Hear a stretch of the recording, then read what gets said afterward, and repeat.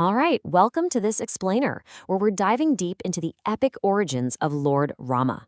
We are setting our stage in the glorious ancient kingdom of Ayodhya. If you've ever wanted to truly grasp the foundational roots of this legendary avatar without getting bogged down in dense, heavy text, well, you're exactly in the right place. Let's jump right into how this incredible story actually begins. Section 1. A King's Greatest Sorrow. Think about King Dasharatha's paradox for a second. On one hand, you've got the ultimate prosperity and immense power of the Ikshvaku dynasty. I mean, Ayodhya was completely unrivaled under his rule. But all of that outward success, it was entirely overshadowed by one profound internal sorrow. The guy had no heir. And for a king of his stature, this wasn't just some personal tragedy. It was a massive existential crisis for the entire future of the realm and the continuation of an incredibly ancient lineage. Which brings us to Section 2, the Divine Fire Ritual. Okay, so what do you do when you're a king with an earthly problem that all the wealth and power in the world just cannot fix? Well, you turn to the divine. First, Dasharatha had to recognize his own human limits. Then he initiated the Putra Kameshti Yagna. This was a highly specialized, sacred fire sacrifice designed specifically to bless whoever performed it with a son.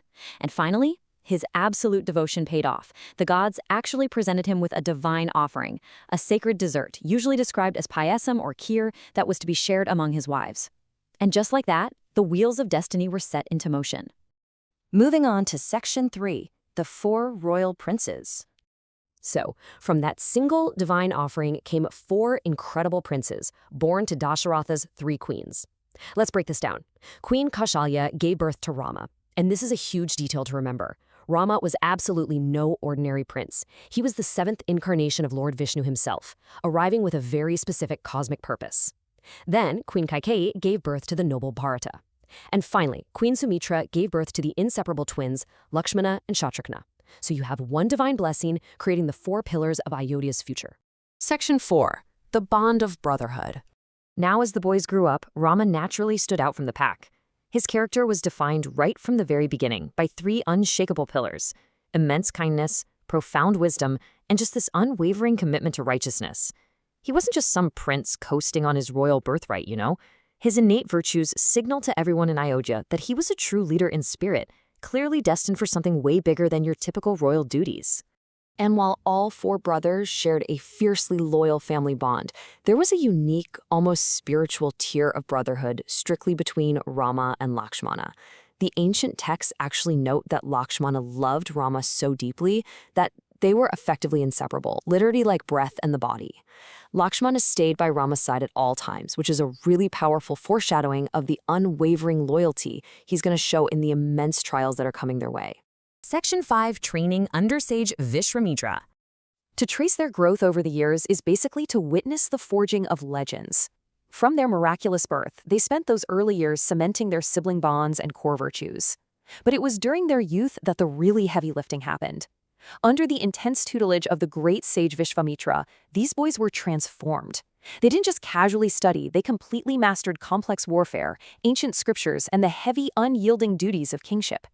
Vishwamitra was really the catalyst here, arming them not just with worldly knowledge, but with mastery over actual divine celestial weapons. So, thus began the life of the prince who would become the ultimate symbol of truth and virtue. You see, this isn't just some historical log of a royal birth, right? It's the intentional, step-by-step preparation of an avatar. From Dasharatha's deep grief to the precise fire ritual to the rigorous training in the forest, every single moment was purposefully designed to prepare Rama to bear the weight of the entire world. Which leaves us with an absolutely critical question. Now that this ultimate symbol of truth and virtue has been forged, what happens when that virtue is tested not by monsters, but by his own family? When King Dasharatha finally makes the joyous decision to crown Rama, what dark seeds of manipulation is the servant Manthara going to plant in Queen Kaikeyi's mind? How will 2 long-forgotten boons completely shatter Ayodhya, replacing Rama's promised crown with Bharata's kingship and forcing a brutal 14-year forest exile for Rama, Sita, and Lakshmana? Keep those dark, impending trials in the back of your mind as we wrap up today's explainer, because honestly, the ultimate test of Rama's righteousness is only just beginning.